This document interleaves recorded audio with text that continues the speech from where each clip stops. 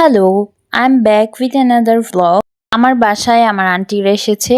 So চলো আজকের ভ্লগটা শুরু করি আর দেখাই আমি সারাদিন কি করলাম না করলাম। আমরা খুব সকালে উঠে গিয়েছিলাম কারণ আন্টিরা সকালেই আসবে বলেছিল আর আমার আব্বু ওদেরকে নিতে গিয়েছিল। এই তো এখানে ওরা চলে এসেছিল, তাই আমি ভাবছিলাম যে একটা ক্লিপ নিয়ে রাখি, ভ্লগে অ্যাড করা যাবে। ওরা তেমন জার্নি করে না, ওরা একটু বেশি টায়ার্ড হয়ে গিয়েছিল। এই তো এখানে আমার নানা গাড়ি থেকে নামলো। বিশেষ করে আমার আন্টি খুবই অসুস্থ হয়ে গিয়েছিল আসার সময়। আমরা যেহেতু দূরে থাকি, আমাদের বাসায় কেউ আসলে আমাদের খুবই ভালো লাগে, কারণ আমাদের সব আত্মীয় স্বজন অন্য শহরে থাকে, আমরা অন্য শহরে থাকি। দ্যাটস ওয়াই আমাদের বাসায় যখন কেউ আসে, যেহেতু সারাদিন একাই বসে থাকি, একা একাই থাকি, তাই কেউ আসলে খুবই মজা লাগে, খুবই আনন্দ লাগে। আমার আব্বু এখানে ওদেরকে একটু হেল্প করছিল, যেহেতু ওরা অনেক টায়ার্ড হয়ে গিয়েছিল। ওরা অনেক টায়ার্ড ছিল আসার পরে, দ্যাটস ওয়াই আমি আর কোনো ক্লিপ নিতে পারিনি ওদের। নাস্তা টাস্তা করে দেন এখানে খেলতে বসেছে আমার ভাইয়ের সাথে। উনো খেলছিল, যেটা আমি মোটেও পারি না, আর আমার এই টাইপের খেলা পছন্দও না। ওরা ছোট মানুষ, তাই ওরা খেলে নিজেরা নিজেরা। তারপর এখানে আমি রান্না করতে চলে আসলাম। আম্মু ওখানে কাটাকুটি করছিল।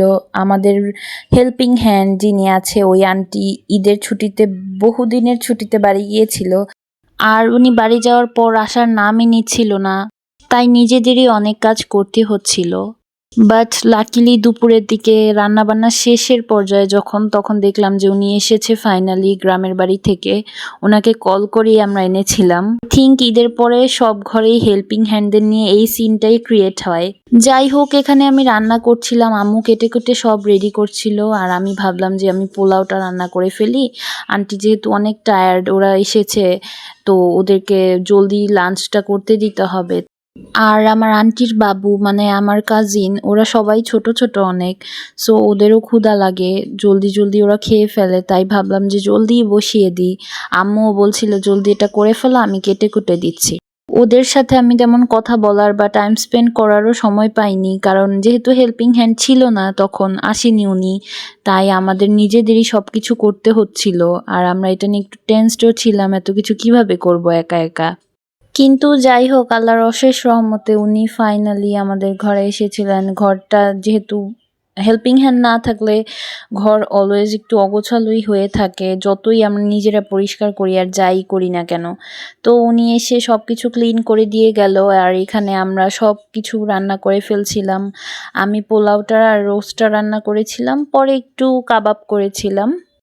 আর আম্মু গরুর মাংস অ্যান্ড আদার্স যেই জিনিসগুলো আছে সবকিছু আমাকে কেটে কুটে দিয়েছিল, যেন আমি সুন্দরভাবে রান্নাটা বসিয়ে দিতে পারি। সো সরি, তোমাদেরকে আমি অলওয়েজ শুধু এই রান্না, দাওয়াত, এই টাইপের ভ্লগগুলোই দেখাই, কিছু মনে করবে না। ইনশাল্লাহ আমি আমার ভ্লগে অবশ্যই নতুনত্ব আনার চেষ্টা করব। আমি তেমন বাইরে বের হই না, আর বের হলেও পাবলিক প্লেসে কেমন জানি একটা আনকমফোর্টেবল ফিল হয় ক্যামেরা নিয়ে শ্যুট করতে বা ভিডিও করতে। বাট ইনশাআল্লাহ আমি যেহেতু তোমাদেরকে প্রমিস করেছি যে আমি আমার ভ্লগের কোয়ালিটি অ্যান্ড আদার্স জিনিসগুলো আমি ডেভেলপ করব, ইনশাআল্লাহ আমি করব। আর তোমরা আমার ভ্লগিংয়ে কোন জিনিসগুলো বেশি পছন্দ করো সেগুলো নিয়ে আমাকে অবশ্যই জানাবে, যেন আমি আরও সুন্দর করে তোমাদেরকে ভ্লগগুলো দিতে পারি। তারপর আম্মু গরুর মাংসটা রান্না করে ফেলছিল, পাশাপাশি আমি কাবাবের জন্য কিছু মশলা দিয়ে মাংস আর ডালগুলো বসিয়ে দিয়েছিলাম। তারপর এই তো রোস্ট রান্না করেছিলাম, কাবাব ছিল, কাবাবগুলো আমি ভেজেছি, একটু পুড়ে পুড়ে গিয়েছে। আমি ভাজলে সবসময় কেন জানি এরকমই হয়। তারপর খাওয়া দাওয়া শেষে আমি একটু বসলাম, বসে দেখলাম যে আকাশটা এত মেঘ জমেছে, এত মেঘ করেছে আকাশের মধ্যে, তাই ভাবলাম একটু ভিডিও করে রাখি। ভিডিও করতে করতে আম্মু বলল যে আসো তুমি না ভ্লগ করো, তাহলে এই ক্লিপগুলো নিয়ে যাও, আমি দই বানাচ্ছি।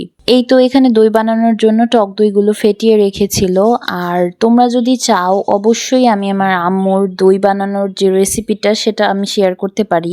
আমি আমার আম্মু দেখে বলছি না, আমার আম্মুর দইটা আই থিঙ্ক ওয়ার্ল্ডের বেস্ট একটা দই। আমি জানি না আম্মু কিভাবে এত মজা করে দইটা বানায়, মাশাল্লাহ মাশাল্লাহ। তোমরা যদি চাও অবশ্যই আমি সেই রেসিপিটা শেয়ার করব। এখানে দইয়ের সাথে টক দইগুলো একটু ফেটিয়ে নিচ্ছিল। এটাকে ভালো মতো না মিক্স করলে কিন্তু দইটা ভালোভাবে জমবে না, ভিতরে লাম্পস থেকে যাবে, যেটা খাওয়ার সময় দইটার তেমন একটা মজা লাগবে না, তাই এটা ভালোভাবে ফেটিয়ে নিতে হয়।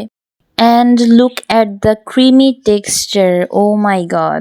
আমি যখন দেখছিলাম এই জিনিসটা এত স্যাটিসফাইং লাগছিল, এত ক্রিমি একটা টেক্সচার হয়েছিল, মাশাল্লাহ। তারপরে এখানে আর তেমন কিছু করার নেই, এই ঢাকনাটা দিয়ে ঢেকে আমরা এটাকে রেখে দিব প্রায় 20 মিনিট থেকে আধা ঘন্টার জন্য। আর পাশেই কিন্তু চুলার মধ্যে একটা বড় পাতিল বসিয়ে দিয়েছে একটা স্ট্যান্ড দিয়ে, যেটার উপরে আমরা রেখে দিতে পারবো এই মাটির পটটা or bowl, I don't know এটাকে কি বলে এক্স্যাক্টলি। এই তো এখন আমাদের দইটা কিন্তু পুরোপুরি জমেনি বা হয়নি, এখানে আরো কিছু স্টেপস আছে যেগুলো ফলো করলে দেন আমাদের দইটা একেবারে জমে যাবে। কিন্তু তাও আমি একটু কোনা দিয়ে খেয়ে ফেলেছিলাম।